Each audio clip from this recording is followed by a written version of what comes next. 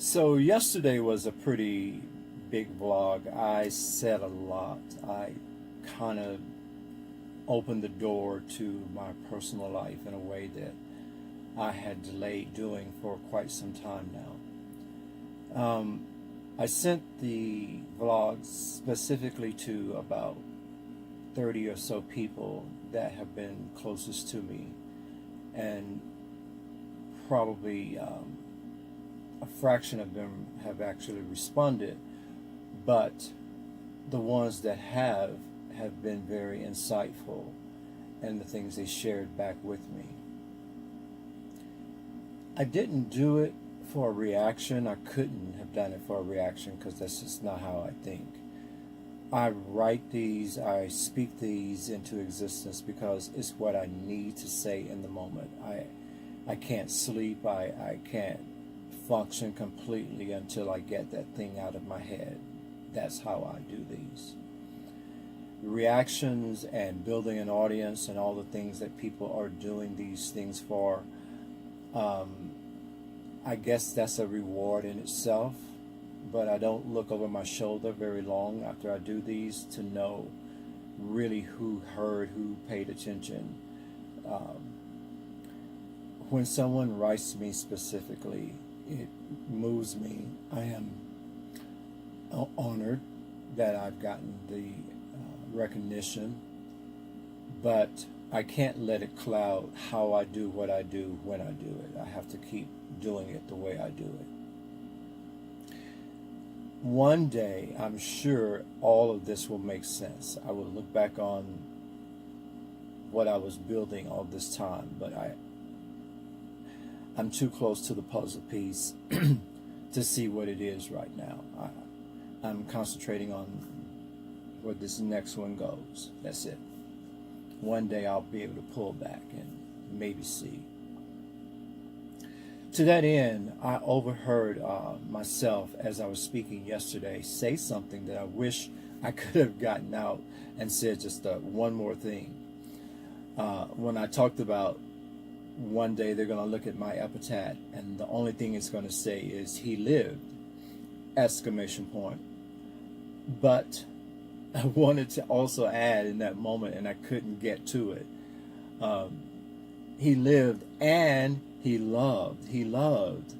You know, if there's a word that describes me more than my lust for life, it is that I love love. I love to love others. It is what makes me happiest when I see that moment in their eyes, that they can truly relax in my presence and know that they're in good hands. There's nothing better. I don't do enough of that, I think, quite honestly. At least not one-on-one. I've been a little bit of a recluse of late, mainly because of work. You know, when you work a lot of hours, you have very few hours to yourself, and you get a little selfish with your time when you're off from work. So I certainly could do that more. I could visit more or let people visit me more. And I am going to work on that. But I love the fact that I have great memories of people loving me back and letting me love them. They've gone on, they've gotten married, they, have lives and families now. But for a moment in time, we got to have a lot of fun. And I miss that. I do. He loved. I want you to examine your love. I want you to more so examine your intentions behind your love. We love for different reasons. Most of them are selfish. But every now and then we do something that's altruistic, and it changes how we move in life when we experience that love at that level. If you've never experienced love that is selfless, that just is the thing you knew you were supposed to do, and you didn't care about the results, once you have that experience, you want it again and again. You know, people who give of their resources, and they have limited resources. I remember people growing up who would cook and feed the neighborhood. And I look over my shoulder now and I remember that, and I think, how did they do that?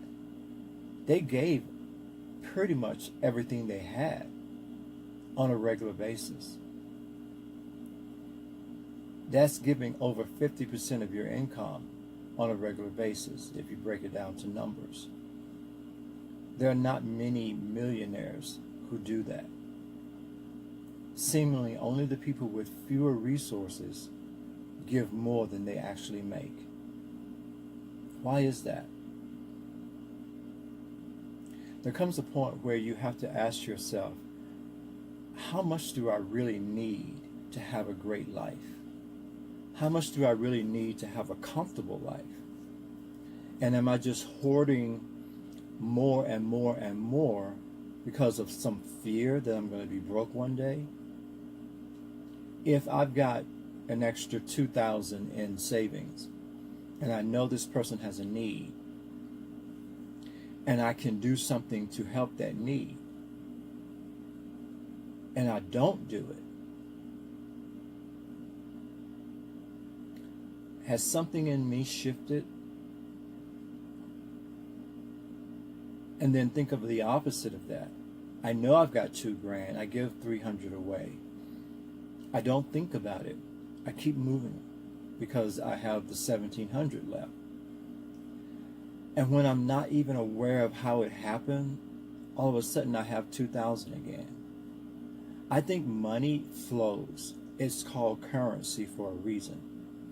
And when we don't put it out there to come back to us at some future date in a different form or fashion, probably from a different source than the one we gave to, we have not made ourselves available. We have not said to the universe, I'm a receptacle that you can continuously deposit into because I keep it moving.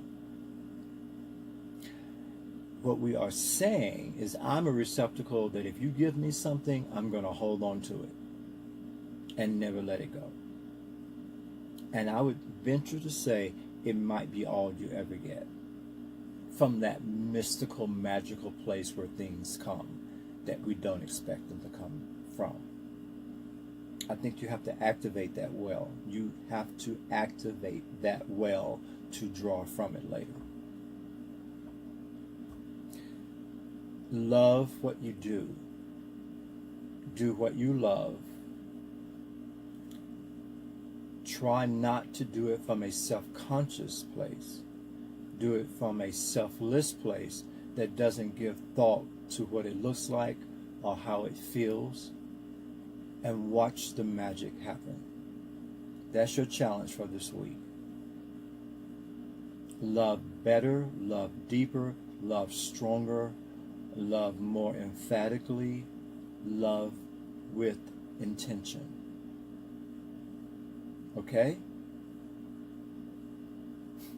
Good morning.